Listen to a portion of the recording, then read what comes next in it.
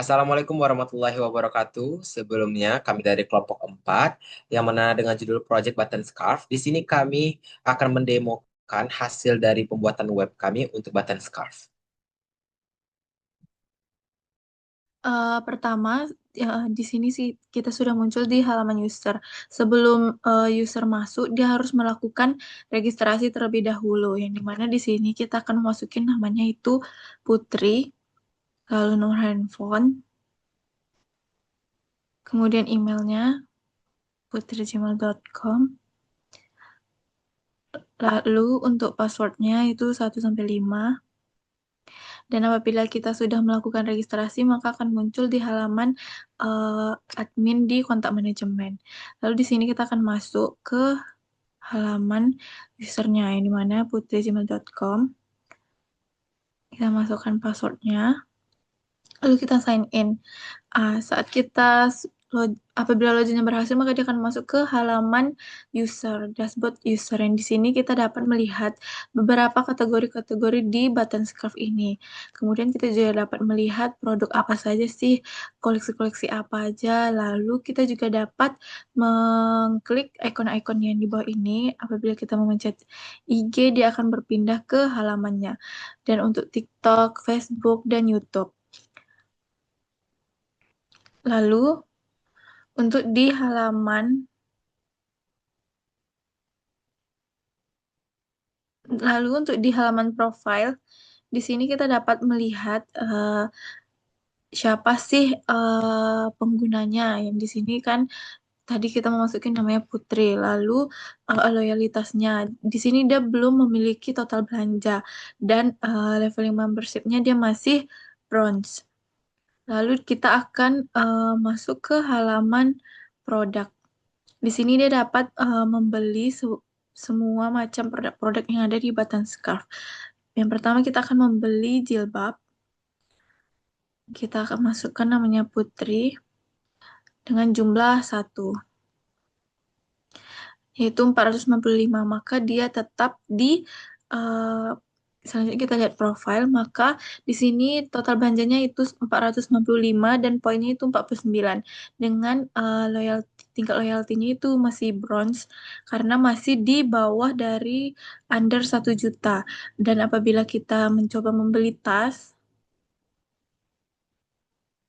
di sini kita masukkan lagi nama pelanggannya itu Putri dengan total 4.200.000.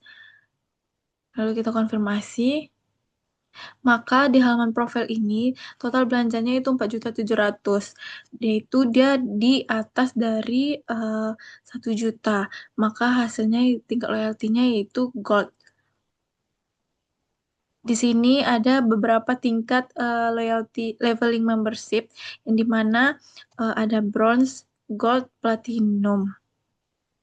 Yang dimana gold itu di antara 2 sampai 7 dan di atas 7 yaitu platinum.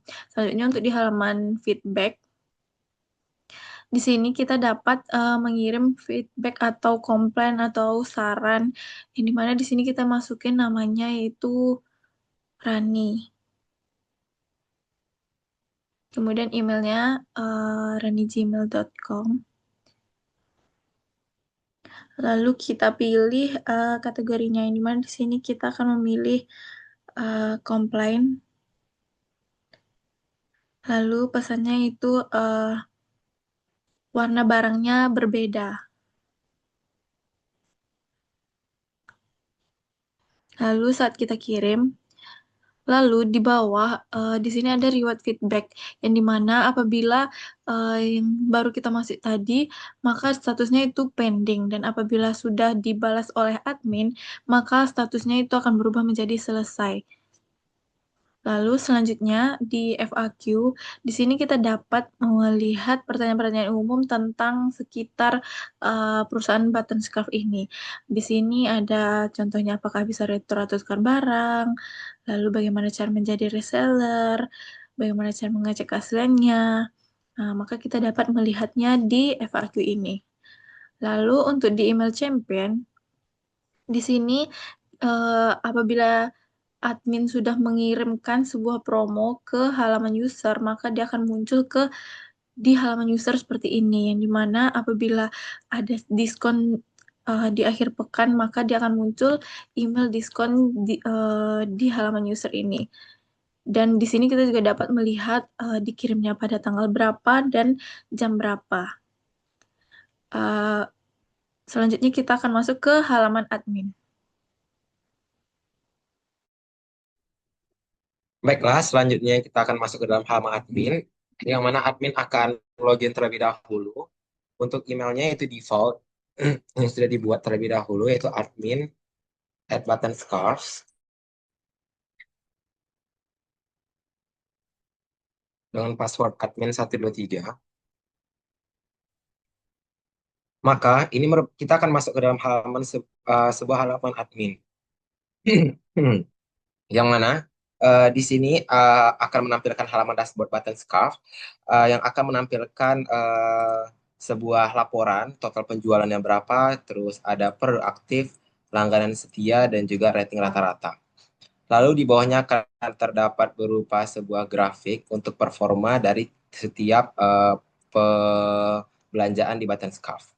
Selanjutnya, di sini ada halaman product management, yang mana halaman product management ini kita dapat menambahkan, menginputkan, menambahkan, mencari-udikan sebuah produk itu dengan menginputkan nama, kategori, harga, stok, dan juga URL dari gambar tersebut. Namun, jika kita simpan, maka akan masuk ke dalam halaman uh, adminnya terlebih dahulu. Lalu akan muncul ke halaman user yang sudah dijelaskan sebelumnya. Selanjutnya, di sini akan ada halaman kontak manajemen, yang mana halaman kontak manajemen ini merupakan halaman yang menyimpan data dari user atau pelanggan yang sudah melakukan registrasi.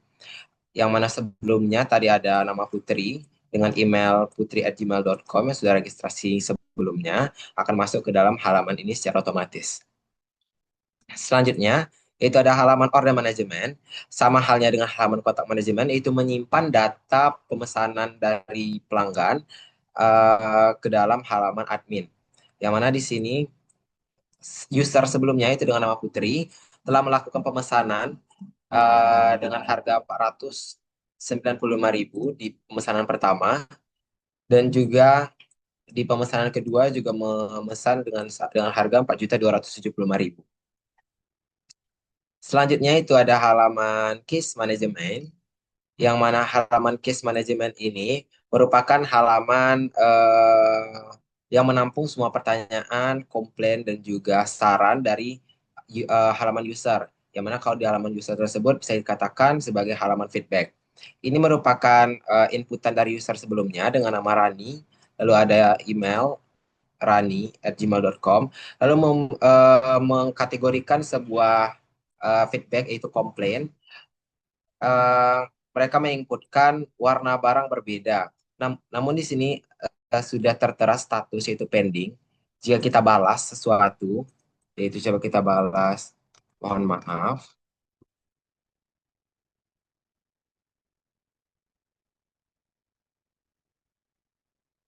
Maka jika kita kirim balas, maka status yang awalnya pending akan berubah jadi selesai. Dan inputan dari admin akan masuk ke dalam halaman usernya. Selanjutnya ada sales report, di mana sales report ini adalah tampilan dari laporan penjualan, di mana ada penjualan untuk hari ini, minggu ini, bulan ini, dan semua. Terdapat jumlah pesanan per hari dan juga total penjualannya. Untuk hari ini akan ada jumlah pesanan sebanyak 4 oleh customer dengan produk, quantity, harga, subtotal, dan tanggal. Dan untuk kita tekan laporan semuanya, maka dia akan menampilkan semua penjualan dari button scarf ini.